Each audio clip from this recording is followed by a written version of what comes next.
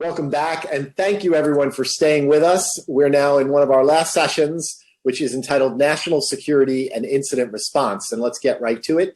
And let me tell you who we have here. We have another panel of really extraordinarily well-credentialed people, an all-star, starting with our moderator in San Francisco, Beth George, who's a partner at Wilson Sonsini in the San Francisco office, where her practice focuses mainly on incident response. She has taught cyber at Stanford, Berkeley, and NYU. What makes Beth so extraordinary to all of us are her credentials. She has worked on cyber at senior levels across the U.S. federal government, including the Department of Defense, National Security Division of DOJ, and even the FBI on their own internal privacy and data security guidelines and policies. She's also worked in the White House as associate counsel in the Office of White House Counsel, which is their in-house brain trust, and really just fulfilled lots of very important responsibilities in government. And in short, she's a cyber superstar, and we're so happy to have her as part of the forum today. So welcome, Beth. Thanks, John.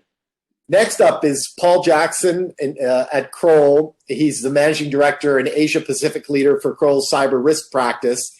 He's had about 25 years of service in some of the region's highest levels of law enforcement, working with Interpol, the U.S. Secret Service Electronic Task Force, and Microsoft's Digital Crimes Consortium. Typical of Kroll's law enforcement pedigree, Paul started his career with the Hong Kong police force, and for over 22 years, he rose through the ranks to become chief inspector and head of the IT, information technology forensic practice there, and head of training, too, in their technology crime division. So true cybersecurity expert. He's not just an ace when it comes to cybersecurity tools, but like most of the people at Kroll, he's also an ace when it comes to governance, which is a very powerful combination. Paul is in Hong Kong today. Welcome, Paul. And it's nice to know, Paul, we know it's after midnight there, right? Yep, after midnight, but it's a real pleasure to be here. Thank you very much. Excellent. And Beth, it's around 9:30 in the morning there.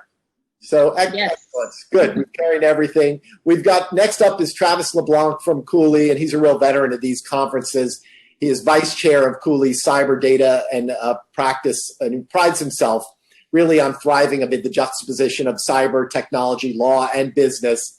He cut his teeth as chief of the Federal Communications Commission's Enforcement Bureau during the Obama administration. He's really an investigations, a litigation lawyer. And in 2017, the U.S. Department of Commerce and the European Commission tapped him as an arbitrator for the EU-U.S. Privacy Shield framework. And about a year ago, the U.S. Senate unanimously confirmed his nomination to the Privacy and Civil Liberties Oversight Board, which advises on the review of the federal government's counterterrorism activities to safeguard privacy and civil liberties. What an extraordinary honor it is to have Travis, and for Travis to be working on all of our behalf. I personally feel comfortable knowing that Travis is going to advocate for privacy and civil liberties because I've watched him and listened to him. He's on the front lines in his Washington, D.C. So welcome, Travis. Thank you, John, and thank you for your tax dollars. Excellent. Excellent. Next up is Amy Pope, who's a partner at Schillings, and she served as U.S. Deputy Homeland Security Advisor to President Obama, and prior to joining the White House, worked in several positions at the U.S. Department of Justice, including as a senior official in the criminal division and as a federal prosecutor. Now, as a partner at Schillings, Amy helps navigate the same waters she used to patrol. I'm very excited to have someone of Amy's stature with us today. And it's interesting because Amy transferred her practice to London about 3.5 years ago. And so she's coming to us from London. And I'm particularly interested in hearing her insights because that's quite an achievement in and of itself. I don't know anyone else that would be doing it. It looks like she's got her assistant there helping her. Thank you. So, Amy, it's great to have you on board. Thank you for joining us from London, and I can't wait to hear all this get started. So, Beth, I'm going to leave it up to you, and I'm going to go back to get our last panel ready. So, thank you all. Great. Thanks so much, John. So, I always love to start these panels sort of with an overview. And Paul, I'd love for you to sort of give us an overview of what it means for an incident to be a national security incident, and what are we seeing today in this area? Yeah, thank you, Beth. And it's a really broad question. It's actually one that's very hard to answer because in order to answer that, you've got to be pretty positive about attribution. And I think that's a subject, obviously, we'll talk about during the course of this particular panel. But that aside, obviously, there are indicators when an attack may be a nation state versus, organized crime or even independent actors. And certainly, Kroll, we investigate, it's around 2,500 incidents a year. And of course, invariably, there's a percentage of those which are nation state. But what we're seeing in terms of the attacks is to a large degree, they're still human focused, right? So the attacks are all coming towards the individuals, the employees, and they're, just like, to be honest, any other threat actor. And I know it's been discussed on prior panels, but we're seeing spear phishing as being the largest chunk of the attack techniques. And then there's the brute force attacks against systems through Windows PowerShell attacks. But then there's a myriad of other sort of rootkit type attacks and other technical type attacks which are being leveraged against target systems. But what we're seeing is that it's not necessarily attacks against the target themselves, the corporate themselves, but rather third parties that are affiliated. So, this can be either through vendors, partners, where the attacks are launched against, or against managed service providers in particular. We've seen real growth in attacks against managed service providers and using these attacks as a conduit to deploy, the attacks against the ultimate targets. Obviously, there's differing motives, and it depends on the nation, I guess. But there's different motives for the attacks, but primarily it's around seeking information, and it's about getting information about persons of interest to that particular nation. And it's if there's a way of getting it surreptitiously via attacks on somebody who holds information about that company. It may be a travel company, it may be a bank, it may be, there's all sorts of organizations out there that hold information that would be of value to a nation state. And those types of attacks are very prevalent. So, just to, as I say, from an overview perspective, I just want to emphasize that it's really hard to differentiate sometimes between organized crime groups and the nation states. They're similarly capable, and often the attacks are coming from organized crime groups or crime groups that are affiliated with nations. So it does muddy the water even further. So with that, back to you, Beth. Beth, can I add there that I certainly concur with Paul that a national security incident would involve a nation state attack, as well as any cyber mercenaries, I'll call them, that nation states will often affiliate with. That those would both constitute national security incidents. In addition to those, though, I would also include attacks on the critical infrastructure of a country, right? If, for example, we see an attack against electrical companies, or power companies, or our communications infrastructure, or our elections infrastructure, those to me also constitute national security events, whether or not the attacker is a foreign power or an agent of a foreign power. The fact that it is attack against, our country, as opposed to, just a private or corporate interest, gets it to me as a national security event. I'd also include in there attacks against the government. Any attack against our government would to me constitute a national security incident, even if we don't know who the attacker is, even if we don't know the country, even if they have nothing to do with the country. So I think national security incidents include a large swath of activities, and you can't always tell by the victims. Sometimes you can. You can't always get the attribution back to a particular foreign power, but we have to treat those with the same scrutiny that we would as if it were a foreign government that were launching the attack. Thanks, Charles. I think that's helpful. I mean, I think that one of the things when I worked in government that we were really struggling for people to understand is that a national security incident can not only happen, as you say, against the government, against parts of the private sector that service the government, water, power, so forth, but also sort of what we were seeing at the time and talked about a lot was the targeting, I think as Paul was talking about, of IP, of private companies, things that we see, or private companies that hold data on Americans, you know, and obviously it's a very Americanist perspective, but data on like US military individuals that we were very concerned about. So I think there's sort of two pieces of this, right? It's the you know, attack that seems like against government and government related entities, which I think are more aware of this issue. And then I think there's the private sector that doesn't realize always that their IP may not need to be just protected through trademarks and patents and lawsuits, but also how we protect that data and their servers. But I think that sort of gets straight to you know, the most pressing question that I have, which is TikTok a threat to national security, and should we be having it on our phones? Amy, do you have thoughts on that? So I need to make sure that my 12-year-old is not listening as I say this, right? Because to talk about TikTok is always very loaded in this household. Look, I mean, I think there are some security issues associated with TikTok, and it's mostly around the amount of data they can take out of devices that are not specifically linked to the creation of music or their actual, you know, purpose, right? And that should give some people pause. But whether that rises to the level of a national security incident is a very different question.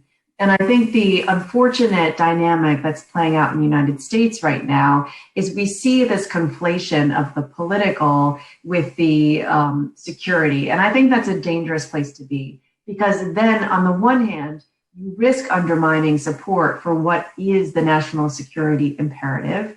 And if you want people to take action based on national security imperatives, you need to be very specific about why and what. But also it risks being very, very overbroad and leading to outcomes that don't necessarily set the right precedent or set the right priorities. And so while I would say there are some concerns about the way TikTok operates, to be in a position where we have the president basically threatening to block the access of all Americans to it is not proportionate to the threat that it poses.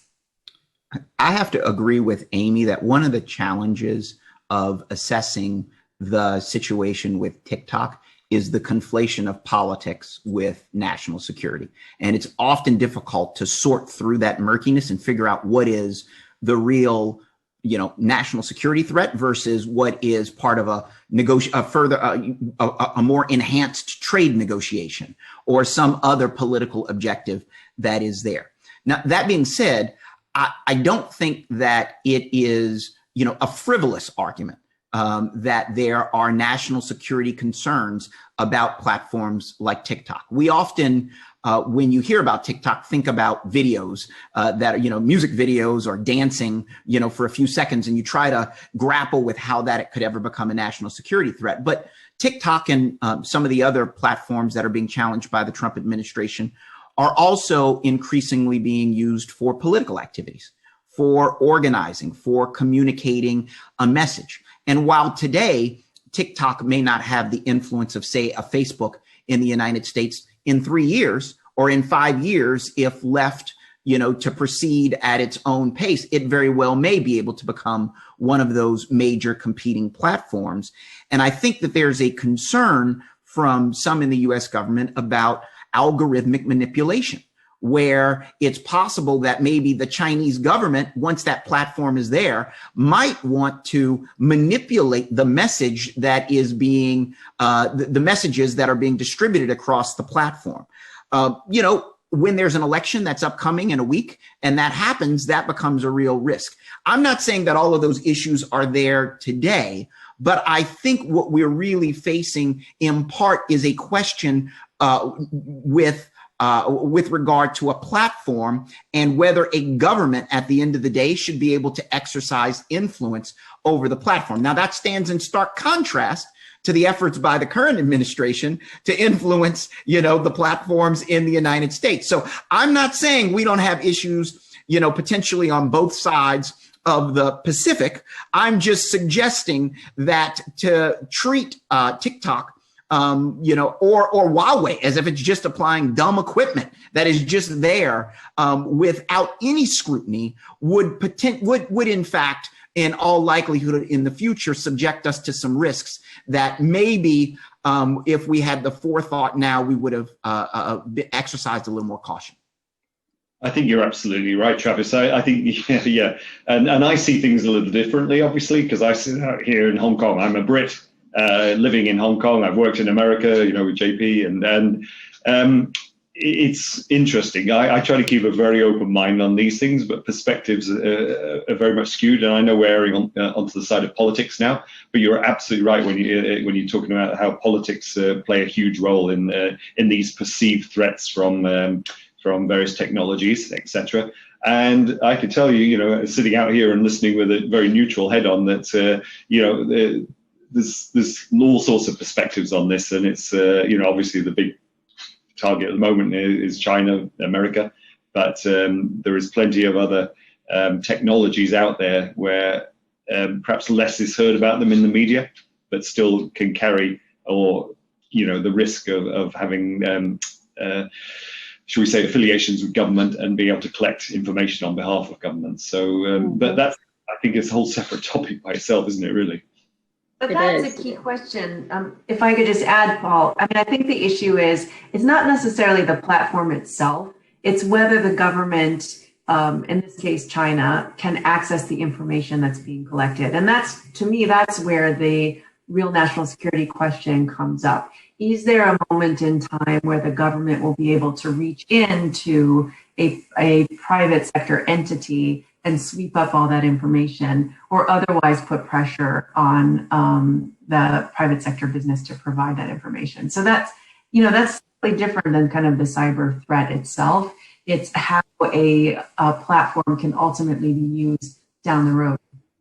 And as Travis mentioned, I think, there's also folks who sit outside who look at US technologies in the same way. So, absolutely. Absolutely. Look, we can't talk about manipulating elections without talking about Facebook, right? So it's multi-layered. And I think that's, from my perspective, why it's so important to keep the politics out of the conversation and try to focus more on what is the capability, what's the information that can be accessed, what are the safeguards against misusing it.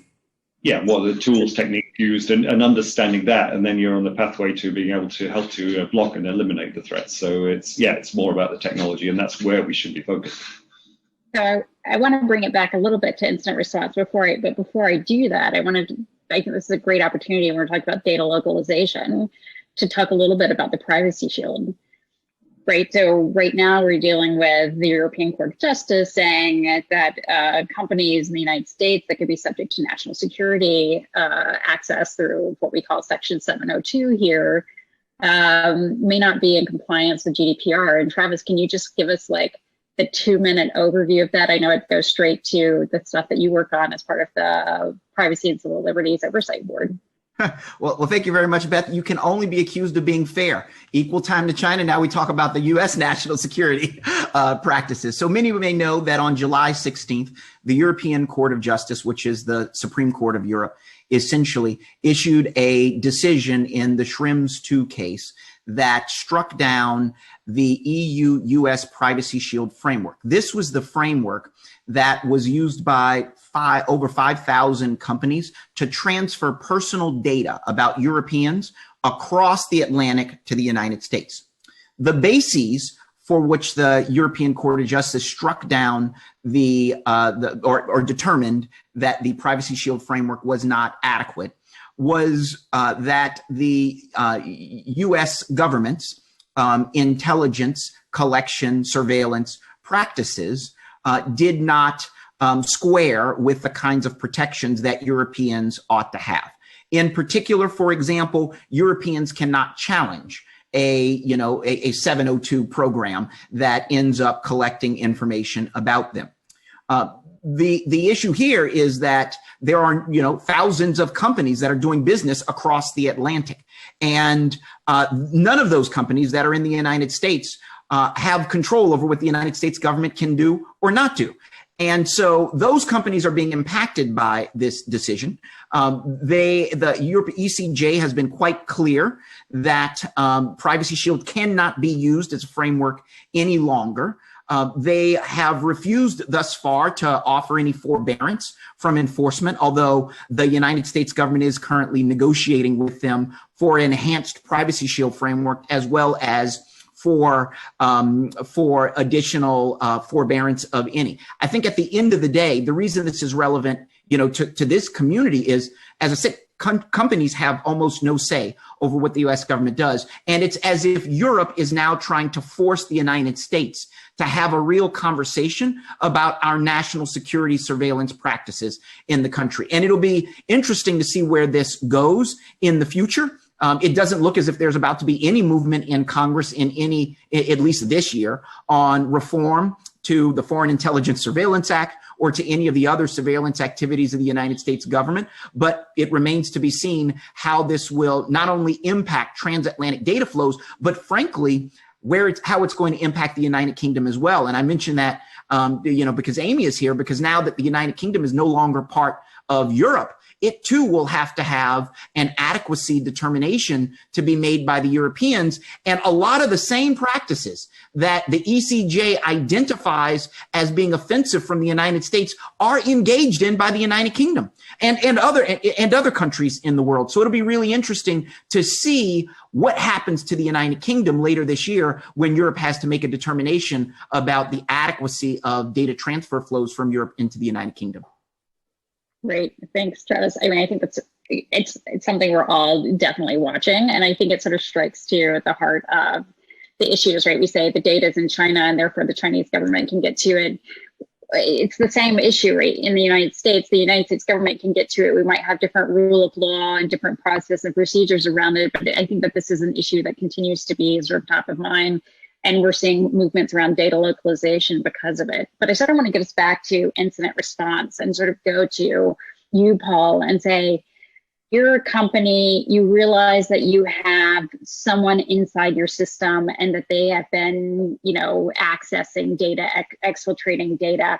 How do you know whether it's a nation state or whether it's organized crime or it's just a run-of-the-mill hacker? Like, how much different capacities do these three different, let's bucket them that way, have, and what would you be looking for to make to determine the difference?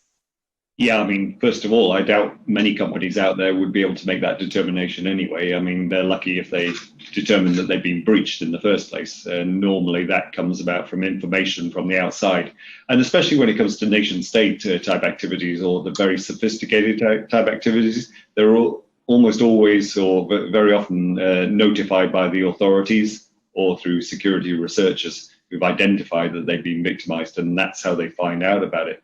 But that brings its own unique challenges, because if the authorities are the ones who've detected this and they are reasonably confident that this is indicative of nation state activity, then they'll be wanting to do their own investigation. So they'll be wanting to observe what that threat actor is actually doing within the network, and hoping for the cooperation of that victim in allowing them access into the systems and allowing them to monitor or to forensics on servers and systems, etc., to determine the techniques used by the actors and what they were actually up to within the network. But is that in the best interests of the client, or the victim? So this is something I think this is quite difficult to manage, because on the one hand, the authorities will have a different agenda to a client, a customer, a victim, who is really focused on their business, making sure that they're not, going out of business, that they're able to function properly and that they can operate, get back to a secure operating platform. In other words, evict the bad guys, whereas the agenda might be different from the government.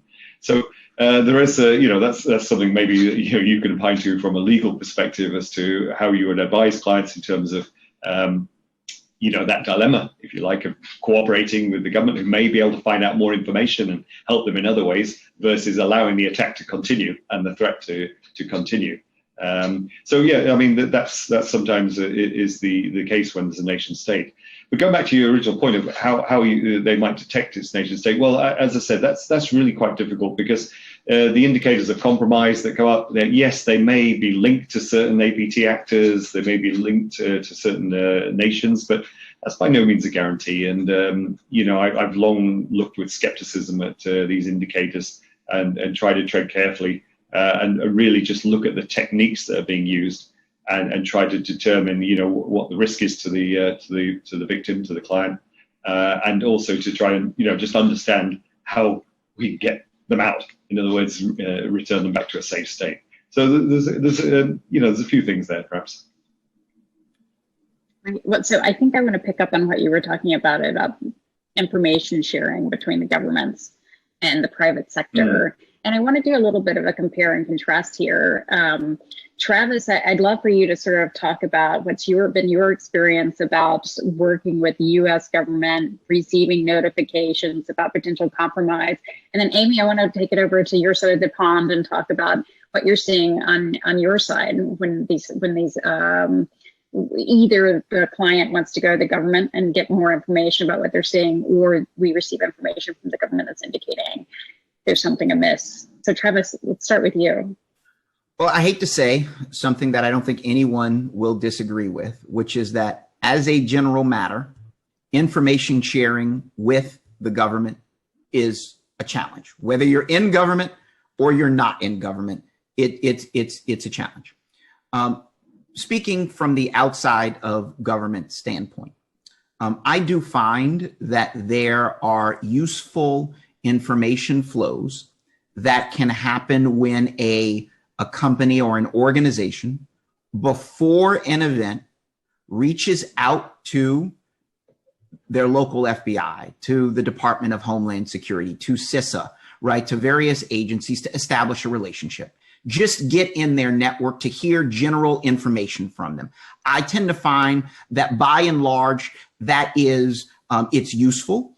Because the company can learn about, you know, ongoing threats that otherwise they may not know about. And it's a good way for the sharing, you know, to try to get into the network. On the other hand, when there's an investigation and the FBI or some other agency shows up to, to let you know that you're the target of a breach, for example, I don't find that information sharing to be all that helpful beyond the initial knock. The knock to just sort of say, hey, you've been breached, that's helpful. If we didn't know we were breached, as Paul said, which is often the case, that's helpful. Everything after that is rarely helpful. I know they mean, I know they mean well, but the challenges that it creates with information flow, particularly once there's an ongoing investigation and it's much more one way, as in you give it to them or they take it from you, ultimately undermines from the company's perspective whether or not they should be in this conversation for purposes of learning information.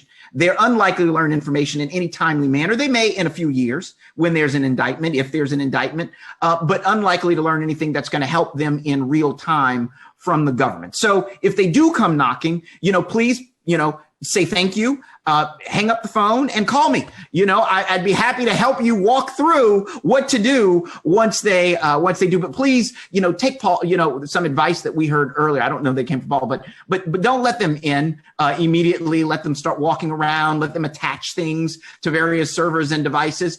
That's not a good idea. I truly believe that every federal official, every federal agent, every FBI agent is proceeding with the best of intentions and does want to solve a crime that has taken place.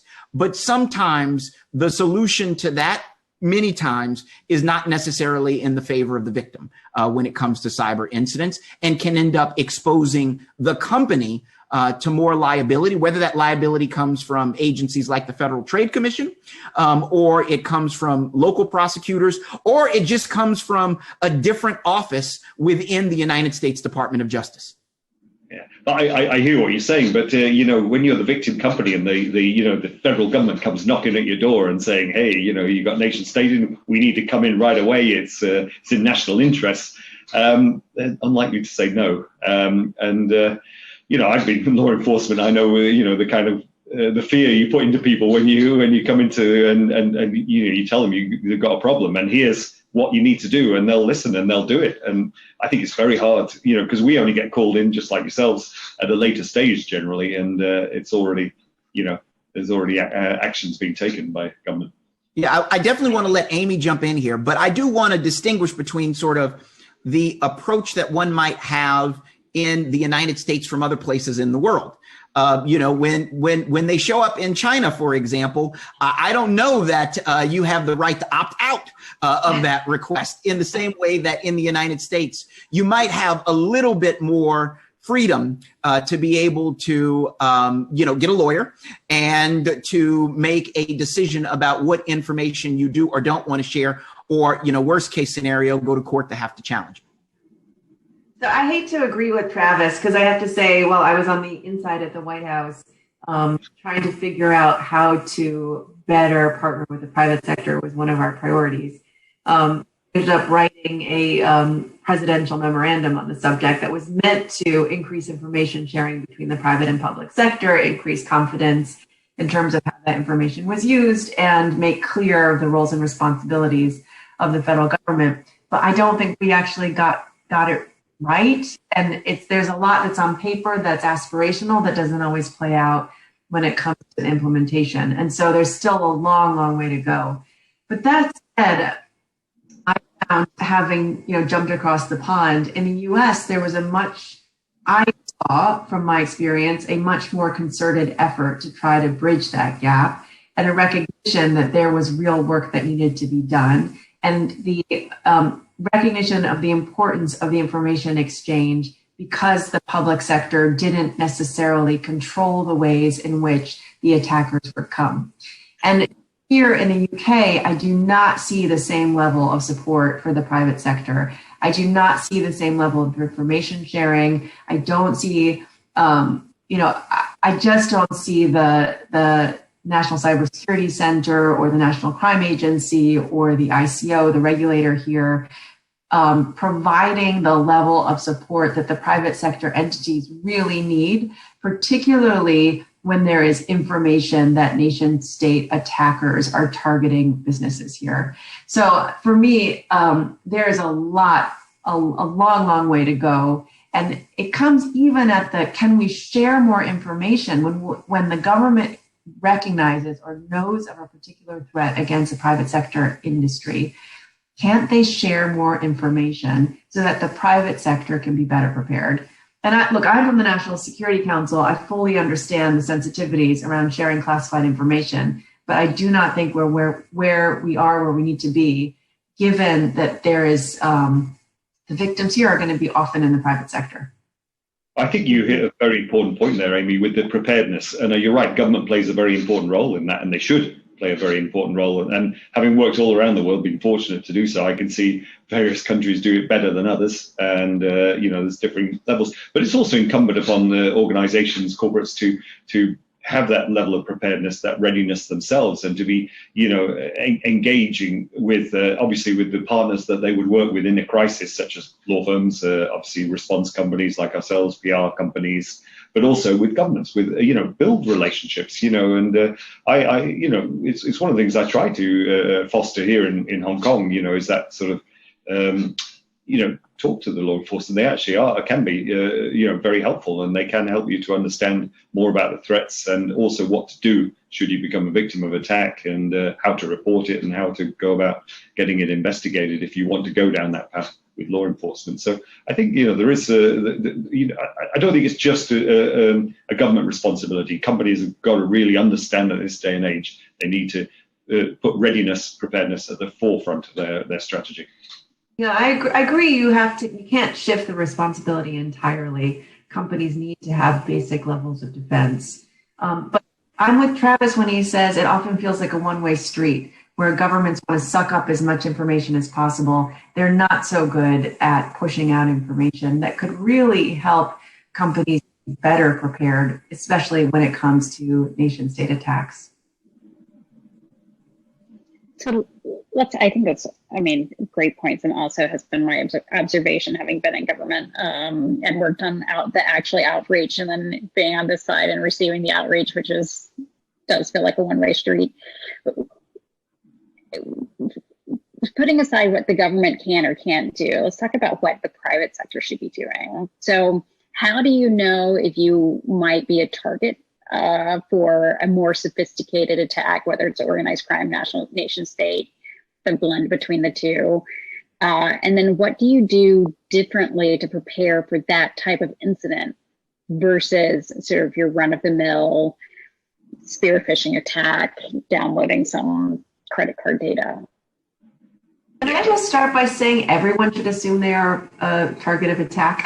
I mean, that is the biggest issue I see. And Paul, I'm sure you'll say more, is that everyone thinks it's not going to happen to me until it happens to them. So until you're Sony. You took the words right out of my mouth, Amy. You're right. Everybody is a target these days. And although having said that, I guess from a nation state perspective, there are specific industries, etc., which are perhaps more, more targeted. Obviously, Travis, you mentioned about critical infrastructures, etc., and of course they're naturally a target, energy sectors, etc. And but also any financial institutions, because again, finding cash flows, fund flows, there's a natural target, obviously, trying to look for information on individuals. But, what we're seeing is as well, the changing demographic, and I know it's been spoken about before at this conference, but the changing demographic of the workforce makes it that much easier for the nation states or organized crime to be targeting organizations through the gaps that are emerging with this, the way the workforce is now working from home and using systems which are inherently insecure.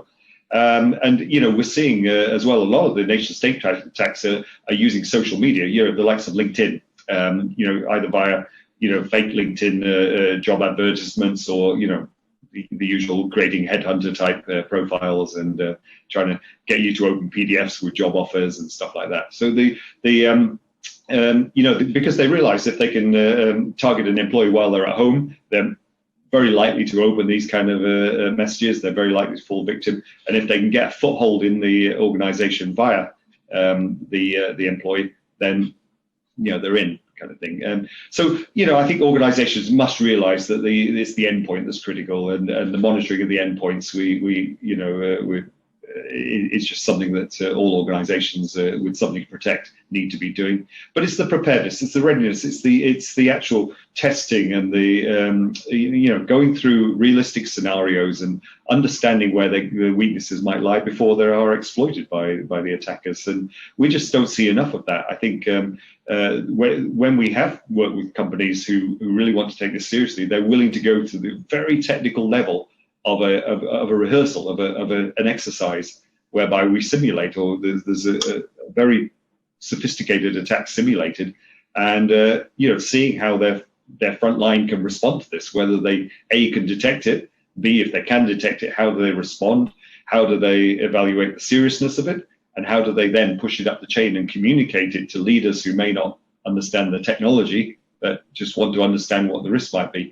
And it's only through practicing this that a company can get that sense of assurance. So, and it's something we, do a lot and work together with law firms, etc., that they can add in that legal component, and the PR companies that will add in the messaging component. So I think there's a lot to that, what you just said, but it's just summed up by one word: preparedness. Yeah, I think Paul highlighted clearly a lot of the preparedness measures that we would recommend that any company take, but certainly companies that have a significant risk of being of interest to a nation state. But one additional tip that I'd suggest to keep on the radar is not all nation states only act through computers, only act through the internet. Some will show up at your door. They will, infiltrate your company as an employee or as a business partner and, collect information, steal your intellectual property. And so I would just want to make sure that you're thinking not only about how can we ensure that our network is secure, but how can we also ensure physical security as well, that we've properly vetted our employees, our business partners, and that we're making sure that the people that have literal access to our offices are trustworthy and not affiliated with the nation state. That's a really good point. And in fact, one of the things I wanted to talk about was insider threats. What are we seeing in terms of insider threats around national security? And how do you prepare or monitor for that? Particularly, I think, in the EU, where there's a lot more privacy rights among employees. Yeah, I mean, some of it is just actually basic, it's not quite cyber hygiene, it's more office hygiene. So we will do sort of audits of our clients' offices where we'll send in a team and we'll find, the person who has the sticky note with their passwords, on it, or you'll find very sensitive information that's been left out or very sensitive information written on whiteboards. And that information, I think people don't realize, the cleaner comes in or the client comes in or, whoever it is can access a whole bunch of information by walking around an office. So we try to sensitize people to that particular threat. If it may not be your employee, it might be somebody who has access to your office, and you need to be mindful of what information you have in plain view. I think people don't necessarily appreciate that, and so can be quite lax. But otherwise, you need to have controls in place so that you recognize when information is being downloaded, you recognize when the information is coming off of your systems. You're monitoring that very regularly. We have seen many, many instances that the two ways that our clients are most often compromised. Number one is phishing, but number two is the insider, somebody who downloads a bunch of information and it's not detected until it's too late. And so there are a number of tools available to detect that. Companies just need to make sure they have those preventative measures in place. I think the technology alone, though, doesn't solve the problem because, I've worked numerous insider sort of cases, and there's always ways around the technology. I think what's really challenging is going back again to the fact that we've got a workforce that's working from home. It's very hard to observe when somebody's behavior is changing. It's, when you're all in an office environment, it's becomes quite obvious when somebody is up to no good. But when they're at home, it becomes exponentially harder to monitor them. And also, what rights do you have within the organization to actually look at what they're doing on their computer system? And, if it's a corporate provided system, do you have the ability to remotely access that and do some kind of forensic work? Should there be any, incidents that you need to investigate? Or, if it's their personal computer that they're using and they're just logging on through a remote desktop, is there, do you have any rights? I mean, it was touched on earlier, but these are very thorny issues nowadays. How do you do investigations on a remote workforce? We've, had to develop our own toolkit, which is sort of fantastic for getting quick and efficient information off remote computers. But it's a big challenge, and it's just again comes back to the changing nature of how we do things, which means that insider threats are more difficult to detect and harder to investigate. That's a great point. And I see Bruce has joined us. So I think that might mean that we're coming to an end here. But I just want to sort of leave with a few thoughts, which is, I don't think that there is, I think that a company's preparedness around national security is not much different from their preparedness around their regular security, right? You know what your crown jewels are, as we call it, whether it's your IP, whether it's your data, you need to protect it. You need to be able to respond. There's a lot more that we'd like to see the government doing in this area. And I think that's probably something that will be subject to a lot of debate in the coming months and years. But in general, we're sort of in the companies need to be thinking about this possibility, but it's within sort of their own preparedness plans. So Bruce, let me turn it back over to you. Thank you so much, Beth. Terrific job moderating. And Paul, Travis, Amy, thank you all. A really fun panel, really interesting panel. We really appreciate it. Our next panel will be at 6:35 British Standard Time, summertime, I guess it is. Incident response in the US and in the EU, the primary distinctions. So please join us in about 10 minutes. We'll see you then.